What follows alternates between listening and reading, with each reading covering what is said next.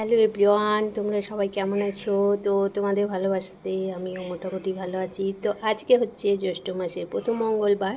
তো আমি পুজোগুলো রেডি করে নিচ্ছি। তো তোমরা একটু দেখে নাও যে কি কি আমি রেডি করেছি, আর তোমাদের কি কি দেয় সেটা একটু জানাবে।